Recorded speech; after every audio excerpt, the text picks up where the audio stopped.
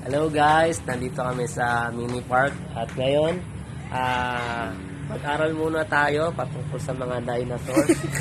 So dito, ang una namin pupuntahan na dinosaur, ang tawag dito sa nakikita nyo na dinosaur na mahabang ay Brachiosaurus.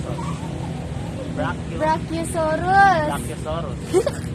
At ang haba ng kanyang leeg ay umaabot ng 26 to 30 meter. Sobrang laki nun, no?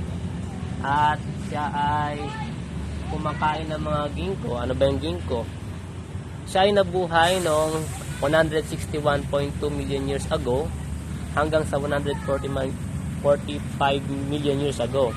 Nag-extinct sila simula nung nagkaroon ng mass extinction during Ice Age. Ayan.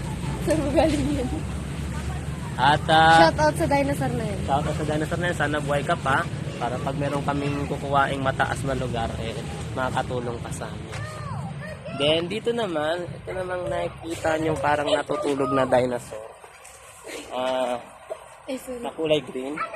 Ang tawag naman nila dito ay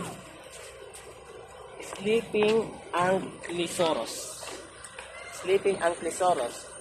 Ito ay kadalasang tinatawag na army tank or bus. So, bakit kaya sa tinawag na army tank or bus? Siguro, kasi laki siya ng bus sa totoong buhay. At ito ay merong laki na 10.7 meters at ang tangkad niya ay 4 feet. So, napakatangkad po niya.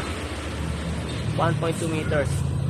At ang kinakain po niya, kanyang diet ay grass on low-lying plants. Hindi ko alam yun. Pero Herbivore. mukhang herbivore siya. Po. Kumakain siya ng mga herbs, mga damo. Halaman lang po yung kinakain. Ito naman, nakikita niyo naman tong parang rhino. Wait lang. Actually, ito yung ancestor ng mga